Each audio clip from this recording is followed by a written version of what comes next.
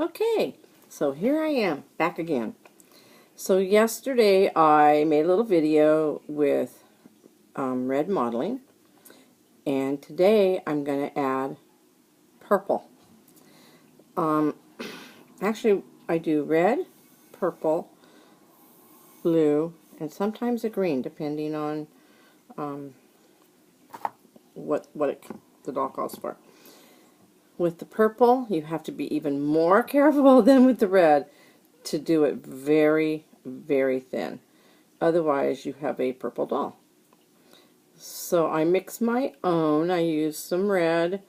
Doesn't matter which red, which blue. You just want to come out kind of a purpley, well, purple. That's purple. As you can see, I have a crazy sense of humor. Okay, so you do it the same way. Small holes, sponge, very thin, and using that same light circular motion.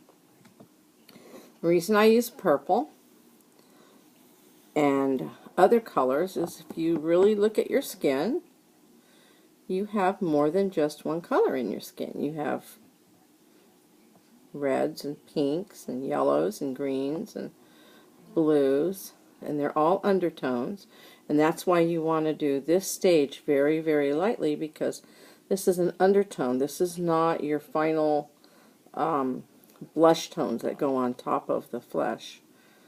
Okay, so we've got one leg, one arm, and I'm doing the same method of applying the paint to the sponge. I put it on the tile.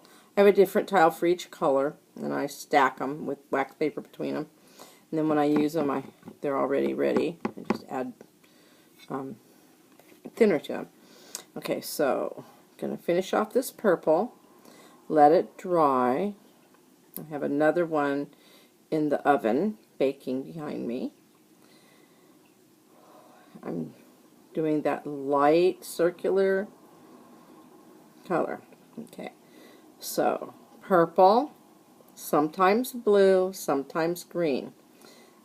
Then I will put another thin coat of flesh mottled on like I did yesterday, and on top of that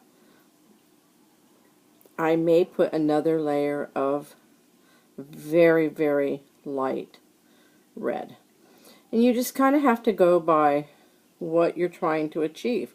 Sometimes you want a heavily mottled doll, and sometimes you just want these undertones like I'm doing on these little tiny babies. I cannot believe the detail on these hands. You can't even really see it in the video so much. Okay, so I've already done, before I turned the camera on, I already had done the